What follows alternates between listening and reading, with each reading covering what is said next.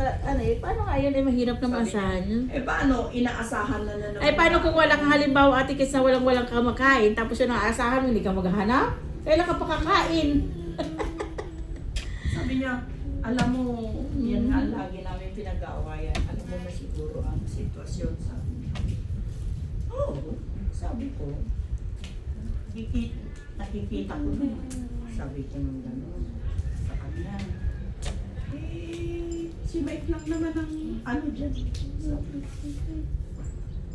Ako wala naman akong problema. Sabi ko ng gano'n.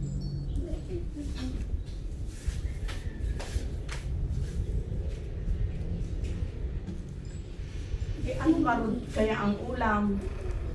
Uulamin niyo. Ano ba sabi niya? So, may pusit pa naman sila. Basta may kanin yan, o basta may pusit yun, ate Kits, okay na yan. Ang dami pang kanin, kunti lang. Aling kanin, konti lang yung kanin. Ay, kunti na Doon lang. kumain ni Kebe, tapos kumain ni Just EJ, kumain ako ngayong anong oras na ako kumain. Sabi, matigas tong kanin natin. Sabi ni, Sabi hindi. ni, oo nga, di naman natin alam na matigas. Eh, kung alam ko lang na matigas, yung kanin natin, na yung malambot noon yung kanin sa amin. Inihalo-halo ko na sana. Okay lang ang pagbagong luto, pagbahaw, Oo, pero matigas. Paano di malambot na naman, nilagyan ko ng tubig. Paano pagbagong luto?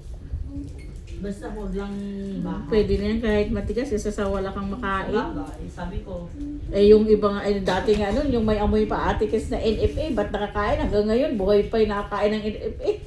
super. Basta may makain. Sabi ko, magbayad ako.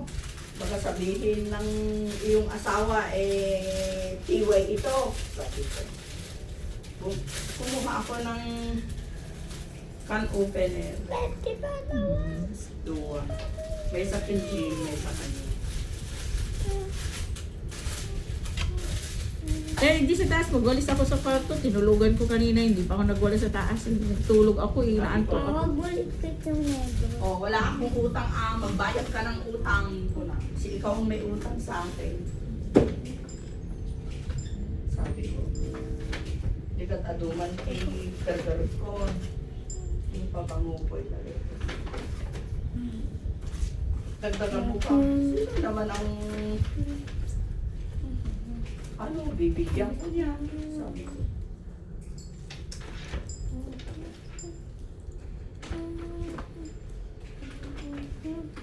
Sabi ko nga gargar dito. Sabi ko. Hindi ko pa nga yung binigay mo nandiyan pa. Kasi hindi pa naman ako umuwi.